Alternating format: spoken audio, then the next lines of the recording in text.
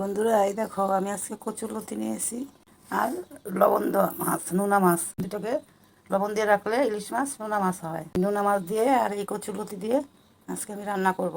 কচুরলতিগুলি এখন একটু ভাপিয়ে নিব। বন্ধুরা, কড়াইয়ে তেল দিয়ে দিয়েছি, দেখো আমি এখন কচুরলতি দিয়ে আর নোনা মাছ দিয়ে রান্না করবো, ইলিশ মাছ নোনা মাছ। আমি পেঁয়াজ দিয়ে দিলাম তেলের মধ্যে, দিয়ে দিলাম এখানে একটু আদা বাটা, একটু রসুন বাটা, একটু কাঁচা লঙ্কা বাটা, আর এখানে নোনা মাছগুলো ছোটো ছোটো টুকরো করে কেটে নিয়েছি, আর কচুরলতির মধ্যে একটা আলু দিয়ে একটু ভাপিয়ে নিয়েছি, আর এখানে কিছু কাঁচা লঙ্কাও দিয়ে দিয়েছি। বন্ধুরা, এই পেঁয়াজ দিছি, এখন নোনা মাছগুলো দিয়ে দিচ্ছি। পেঁয়াজের সঙ্গে নোনা মাছটা একটু ভেজে মশলাগুলো দিব।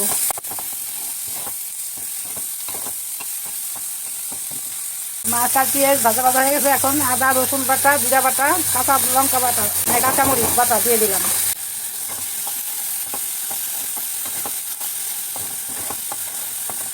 এর মধ্যে একটু হলুদ দিয়ে দিলাম, একটু শুকনো মরিচের গুঁড়া দিয়ে দিলাম, লবণ দিয়ে দিলাম।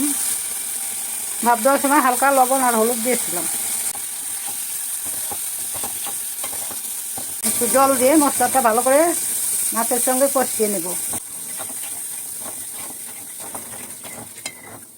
কষিয়ে তারপরে লতিগুলো দিয়ে দিব।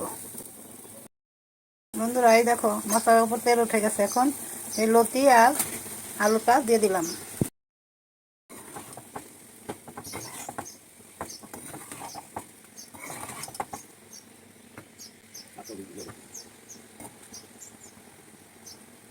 নাতিনরা, আমার রান্না যদি তোমাদের ভালো লাগে একটা লাইক দিও, একটু শেয়ার করে সবাইকে দেখার সুযোগ করে দিও। তোমার দিম্মাকে যদি ভালোবাসো, দিম্মা চ্যানেলটা সাবস্ক্রাইব করে দিও।